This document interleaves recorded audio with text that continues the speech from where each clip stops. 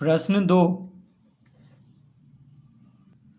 एक आयताकार जमीन का टुकड़ा 20.50 मीटर लंबा और 16.75 मीटर चौड़ा है। उसके चारों ओर चार दीवारी बनी है। चार दीवारी की कुल लंबाई ज्ञात कीजिए। तो प्रश्न 2 में क्या कह रहा है कि आयताकार जमीन का टुकड़ा 20.50 मीटर लंबा है। तो हम लिखेंगे आयताकार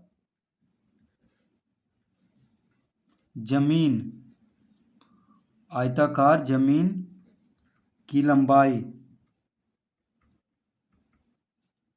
कितना दिया हुआ है? 20.50 मीटर।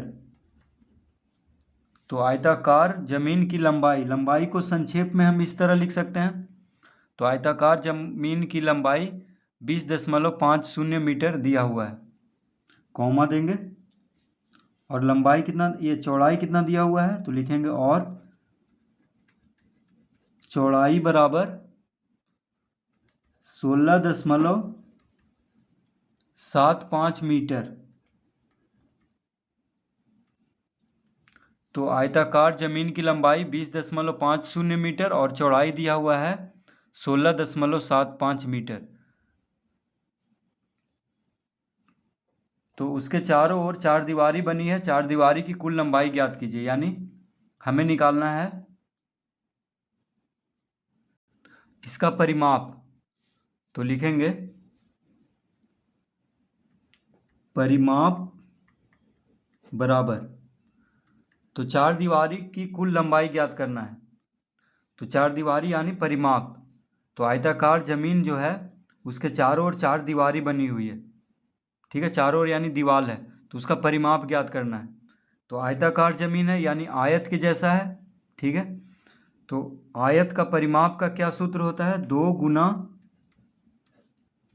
लंबाई जोड़ चौड़ाई, ये होता है सूत्र। आयताकार यानी आयत का परिमाप का सूत्र होता है 2 गुना लंबाई जोड़ चौड़ाई। तो आयताकार जमीन है तो आयत के जैसा है, तो आयत का परिमाप का हम सूत्र लगाएंगे यहाँ पे, यानी 2 गुना लंबाई जोड़ चौड़ाई। तो लिखेंगे यहाँ पे 2 गुना लंबाई कितना है? लंबाई दिया हुआ है 20.50 मीटर। तो लिखेंगे 20.50 जोड़ चौड़ाई कितना है? 16.75।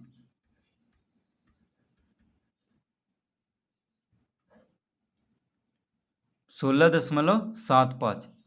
तो लंबाई की जगह पे लंबाई लिख देंगे, चौड़ाई की जगह पे चौड़ाई लिख देंगे, यानी दोनों मीटर में है। तो बस उसी जैसे दिया हुआ उसी तरह लिख लेंगे। तो लंबाई कितना है? 20.50 मीटर और चौड़ाई है 16.75 मीटर। अब इसको जोड़ेंगे तो 0.5 कितना हो गया? 0 और 5 5, 7 5 12, हाथ में रहा 1, 6 और 0 6, 6 1 7, 2 1 3, यानी 37.25। तो लंबाई और चौड़ाई को पहले जोड़ेंगे क्योंकि कोष्ठक में है, देखिए छोटा कोष्ठक में है, तो पहले जोड़ेंगे। लंबाई और चौड़ाई जोड़ने पे कितना आ गया? 37.25। अब 2 से गुना कर देंगे तो देखिए 5 दूना 10, हाथ में रहा 1, 2 दूना 4 1 5। अब दशमलव देंगे, 2 अंक के बाद 2 अंक के पहले दशमलव है, यानी दशमलव के बाद 2 अंक है, तो यहाँ भी दशमलव के बाद 2 अंक होगा। 7 दूना 14, हाथ में रहा 1, 3 दूना 6 1 7, यानी कितना आ गया? 74.50 मीटर। देखिए मीटर को हम मी से लिखते हैं संक्षेप में, तो 74.50 मीटर। तो हम लिखेंगे अतः क्या पूछ रहा था हमसे? चार दीवारी की कुल लंबाई। तो लिख देंगे चार दीवारी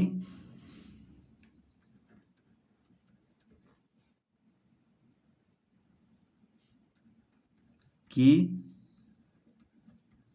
कुल लंबाई बराबर, चार दीवारी की कुल लंबाई कितना आ गया?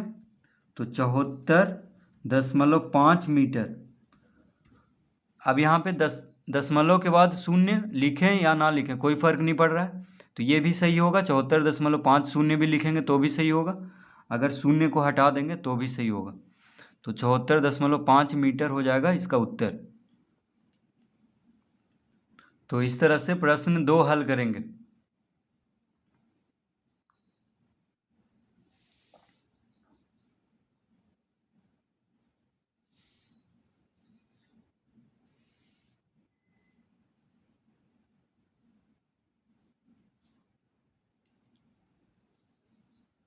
प्रश्न 3, एक धावक 40 मीटर लंबे और 20 मीटर चौड़े एक आयताकार मैदान के चारों तरफ 8 चक्कर लगाता है।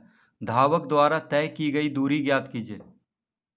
प्रश्न 3 क्या कह रहा है, एक धावक 40 मीटर लंबे यानी लंबाई 40 मीटर है, चौड़ाई 20 मीटर है, तो लिखेंगे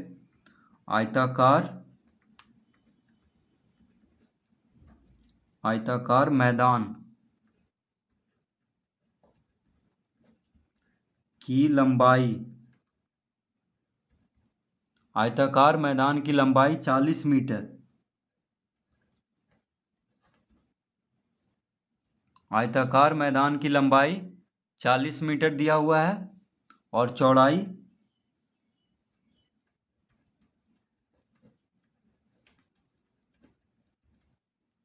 20 मीटर। तो आयताकार मैदान की लंबाई 40 मीटर और चौड़ाई कितना दिया हुआ है, 20 मीटर। तो कह रहा है कि एक धावक जो है 8 चक्कर लगाता है आयताकार मैदान के चारों तरफ।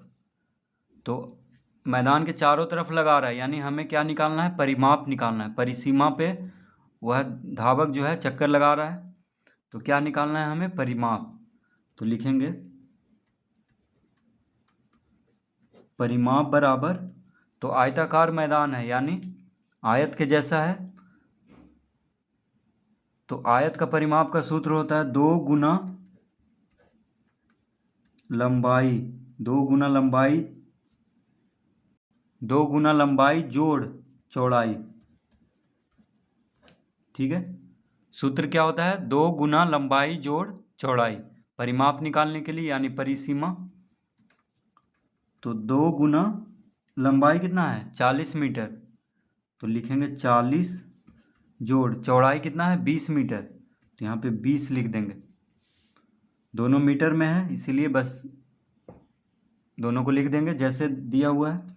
तो 2 गुना 40 20 कितना हो जाएगा, पहले इसको जोड़ेंगे क्योंकि कोष्टक में है, तो 40 20 60, यानी कितना आ गया, 120 मीटर। 60 दूना मीटर में है दोनों, लंबाई और चौड़ाई, तो परिमाप भी मीटर में होगा, यानी 120 मीटर आ गया।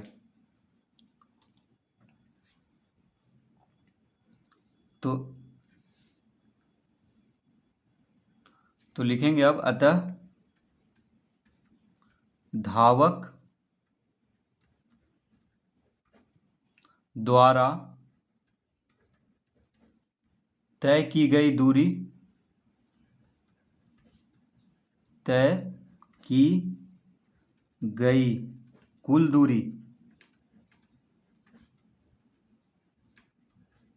दूरी बराबर हो जाएगा।